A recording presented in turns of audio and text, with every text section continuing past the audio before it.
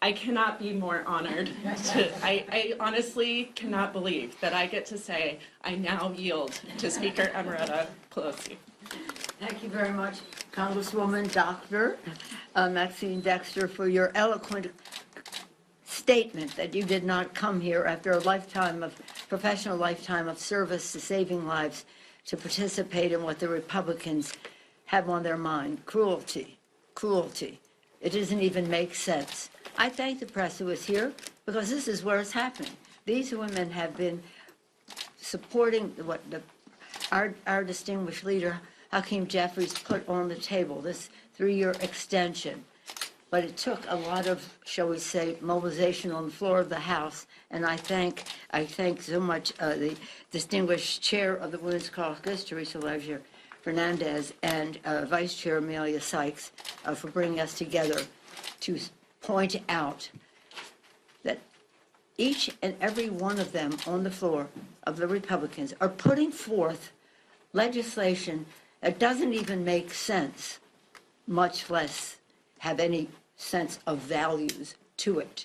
It's very harmful. They're going at it again. They did this before, and now they're doing it again. This time they're calling it reform and reduce. Reform and reduce what? The care that people have to give to their children. So our colleagues have very eloquently pointed out what is at risk, what is at stake here. But to enlarge the issue for a moment, just to know that families that have had to declare bankruptcy have largely done that because of healthcare cost. This makes matters worse for them if they do not extend these. Now, again, as someone had something to do with the Affordable Care Act, but more importantly, as a mother of 5 children in 6 years and 7 days, we know what we're talking about when we talk about maternal health here. Perhaps our colleagues on the floor have either ignored that or don't care about that.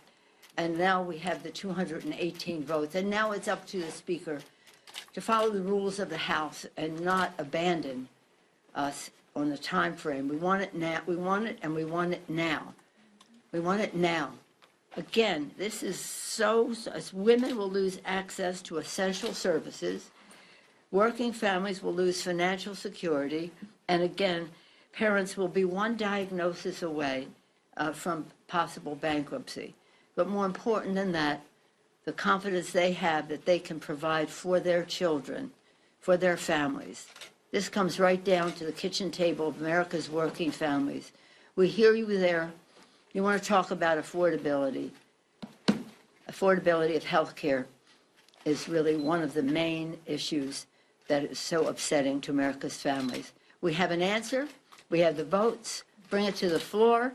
And thank you to the Women's Caucus for their leadership on this, and with respect to our distinguished leader, Mr. Hakeem Jeffries, for bringing that important discharge petition. Now, just for the public knows, when there's a discharge petition and you get 218 votes, which is the majority of the House Democrats, then the bill comes to the floor. We want no obstacles. We want action. Now it's my pleasure to yield to a fighter for women's maternal health and health care in general for all, come from a state that has been in the lead in health care. We learned a lot from Hawaii, and we're very honored to serve with Joyce Takuda, whom I'm happy to yield to.